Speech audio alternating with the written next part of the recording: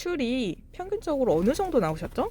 는 한 1억 2, 3천에서 작년 22년도 같은 경우는 연간 18억 정도 했으니까 한 1억 6, 7천? 이 정도 됐었네요. 그게 이제 가게 하나. 그 매출을 달성하기까지 기간이 어느 정도 소요되셨어요? 1 정도 걸렸던 것 같아요. 그래서 남들은 믿지도 못할 거예요. 150만 원으로 어떻게 생활을 하냐. 실제 그렇게 저희 네 가족이 한 1년 넘게 생활을 했더라고요. 또 집담보로 한 1억 정도 대출을 해주기도 했었거든요. 그 사채빚은 어떻게 되셨나요?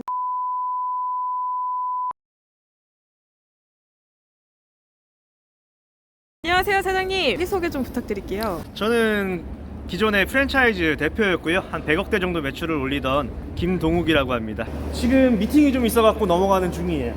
사장님, 그 온라인 상품 준비 중이라고 하셨는데 어떤 아이템으로 준비하고 계세요? 샐러드인데 기존의 샐러드는 좀 손이 많이 가는 형태고 이제 사장님들께서 판매하기가 손이 많이 가고 어렵다 보니까 관리도 좀 힘들고 완제품 형태로 다 되어 있는 공급을 좀 할 수 있는 콜드체인 시스템이라고 보면 맞겠죠? 그런 식으로 준비를 하고 있어요. 사장님은 그럼 회사 생활은 어느 정도 하셨어요? 외식업으로 27, 8부터 시작을 해서 한 37, 한 10년 정도 했네요. 회사원 하시다가 창업하게 된 계기가 어떻게 되세요? 사실 여러 가지 계기가 있는데 가장 컸던 부분은 내가 주가 될 수 없었다는 거. 이게 좀 컸어요. 그러니까 어떤 방향성을 잡고 기획 프로젝트를 잡게 되면 밀어보고 이런 것들이 좀 필요했는데 그런 거를 직접 해볼 수 없고 내가 결정권을 주지 못했다는 거. 그래서 좀 하게 됐습니다. 네, 돈이 직장인 대비해서 어느 정도 더 많이 수입이 늘어나셨나요?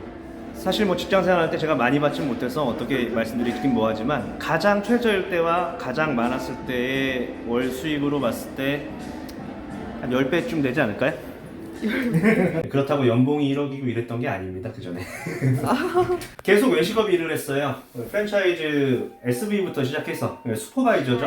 가맹점 관리하는 슈퍼바이저부터 시작을 해서 점포 개설 업무라든가 뭐 이런 창업 상담이라든가 전체적인 총괄도 좀 진행을 하고 그래서 부장 정도, 본부장 일들 하는 이런 정도 일까지 하고 개인 창업을 하게 됐습니다.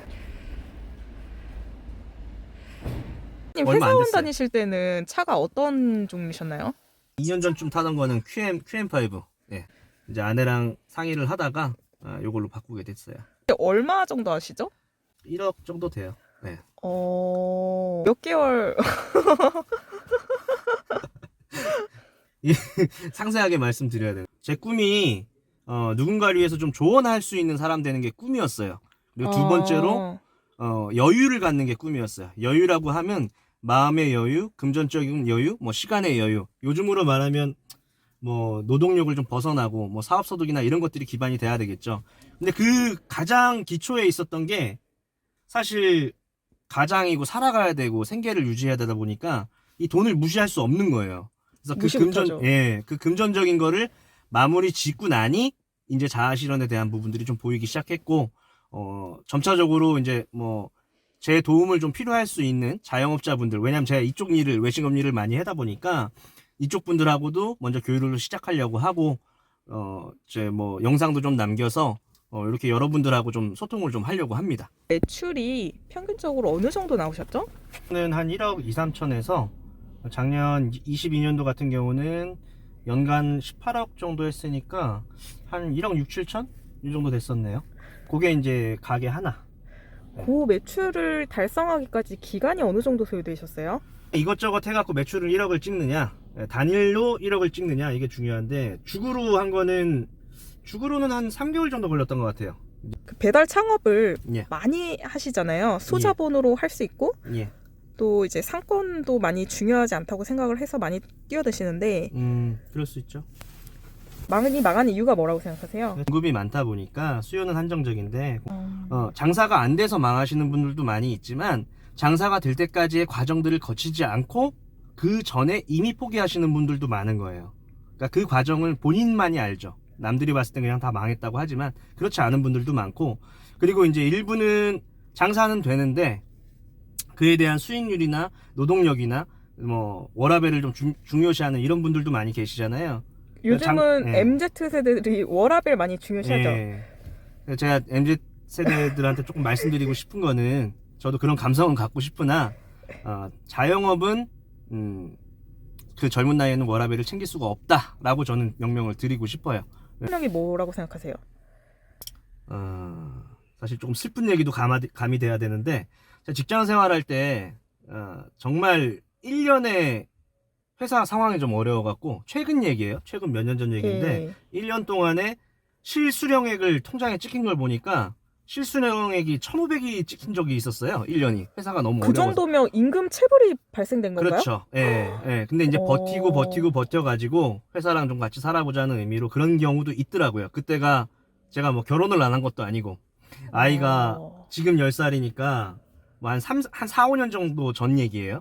그러니까 뭐 아이들 한참 크고 있고 와이프 있고 다 일하고 있는 상황인데, 그 정도로 와이프가 생활을 했었죠. 어쨌든 그런 부분이 있었는데, 퇴사를 하고 나서 제 일을 좀 하고도 사실 우여곡절이 많아요. 남들은 성공한 부분, 잘된 부분만 바라보는데 사실 그 되기 과정까지가 저는 더 힘들고 어려웠거든요. 예. 그 정도면 와이프님 수입이 사장님보다 더 높았었겠네요? 그때도 아내가 일을 하고 있진 않았어요.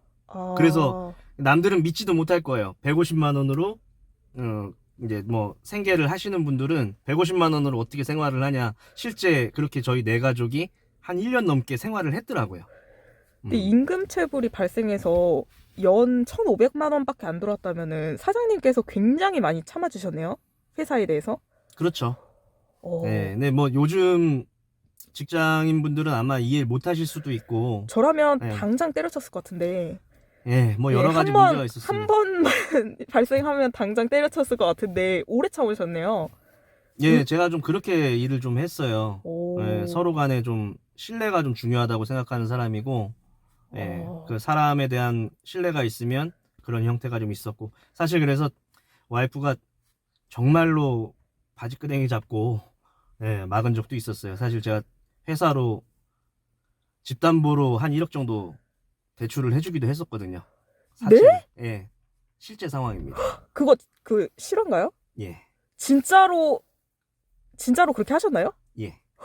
그러면 그 사채빚은 어떻게 되셨나요? 그거는 다 마무리가 됐어요. 근데 그것도 원래 이제 마무리 해줄 기간보다 한 2년 정도 이상 더 걸렸고, 실제 그 임금 체불과 제가 이제 대출 사채든 뭐 이런 쪽, 대부업 쪽으로 좀 했던 거, 담보 대출 했던 거에 일부 금액은 아직 못 받은 상태입니다. 예. 그 회사는 외람된 말씀이지만 어떻게 됐나요? 예, 저도 모르겠어요. 그러면 아직 돈을 못 받으신 거네요, 회사에 대해서. 조금 남아있죠. 많이는 아니고, 그때 한 1억, 이것저것 해갖고 임금까지 한 1억 2천 된 거 중에 한 1억 정도는 회수가 됐고, 지금 한 2천 남아있어요. 사채가 예. 이자가 엄청나잖아요. 예. 그것까지 그 회사에서 다 처리해 줬나요? 그 기존에는 원래 이제 시작됐던 건 그 이자 부분이나 이런 것들을 월별로 이제 처리해주기로 했었는데, 아까 말씀드린 대로 임금을 못 줄 상황이고 막 이런 상황이어서 제가 개인적으로 또 추가로 맞춰갖고 넣기도 하고 해서 한 그 이후로, 원래 얘기한 이후로 한 1년 반, 2년 정도를 그냥 개인적으로 좀 내다가 그 부분까지 좀 같이 해서 청구하고 뭐 했는데, 어쨌든 한 2천 정도 남았습니다. 네. 그 소송을 통해서 받으셔야 되지 않나요? 그러니까 소송을 통할 필요도 없었던 게, 강제집행 관련해서 이제 공증이 돼 있었던 상황이라 제가 넣기만 하면 다 받을 수 있는 상황이었는데, 예, 또 그것도 참아주고 뭐 그런 경우가 있었죠. 넣었다가 다시 빼기도 하고. 받아내셔야 될 것 같은데. 내려가 한 2천 정도 남아 있는데, 예, 지금 아마 집이 경매 들어간 걸로 알고 있어요. 그렇지 않아도 뭐 그 부분도 이제 한번 가봐야 되는데. 자영업하려면 워라밸 포기해라. 예, 뭐 저는 어쨌든 그걸 이제 넘어서면 가능하긴 한데, 거기까지 과정은 일단은 포기하시는 게 개나 맞습니다. 져라. 예, 개나 져라.